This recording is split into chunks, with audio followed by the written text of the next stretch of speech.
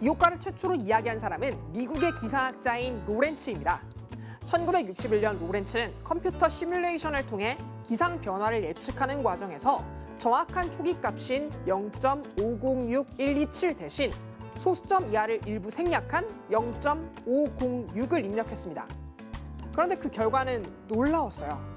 0.000127이라는 근소한 입력치 차이가 완전히 다른 기후의 패턴의 결과를 나타낸 것이죠. 나비 효과라는 말의 기원은 1972년 미국 과학진흥협회에서 실시했던 강연의 제목인 브라질에서 나비가 날갯짓하면 텍사스에서 토네이도가 일어날까?에서 유래되었습니다. 브라질에 있는 나비가 날개를 한번 퍼덕인 것이 대기에 미세한 영향을 주고 또 이 영향이 시간이 지나면 지날수록 증폭되어 긴 시간이 흐른 후 미국을 강타하는 토네이도 같은 결과를 가져온다는 기후에서 나타난 표현이죠. 그런데 나비 효과에서 왜 하필 나비가 쓰이게 되었을까요?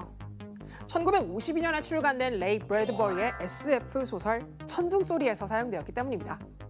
중생대의 나비 한 마리 때문에 미래의 대통령 선거 결과가 바뀌어 희대의 과격파 전체주의자가 당선되었다는 설정이 들어가 있기 때문이죠. 그렇다면 이 나비 효과의 이론이 어디에서부터 비롯되었을까요?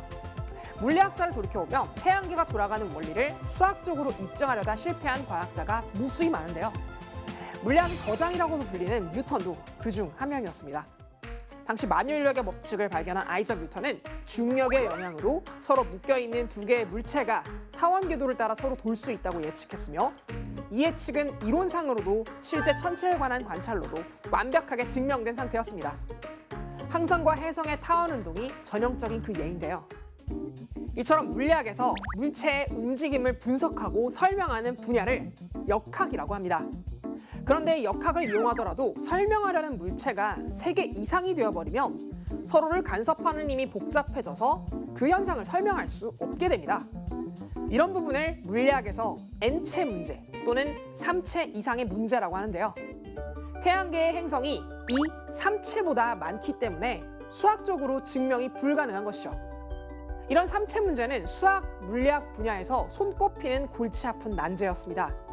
쟁쟁한 수학자들이 이 문제를 해결하기 위해서 달려들었지만 이렇다 할 제대로 된 결과물을 내놓지는 못했습니다. 이러한 이유에서 1887년 스웨덴의 오스카르 2세가 이 문제의 해법을 찾는 자에게 막대한 부와 명예를 주겠다고 제안했습니다. 그 수많은 물리학자와 수학자가 이 문제에 뛰어들게 되는데 이 문제를 해결한 사람이 바로 앙리 포인카레입니다. 포인카레는 이 문제를 큰 궤도 운동을 하는 2개의 물체를 하나로 묶고 그 큰 묶음과 작은 궤도를 이동하는 한 개의 물체, 이렇게 2채로 문제를 단순화해서 3체 문제를 설명하는 데 성공하게 됩니다.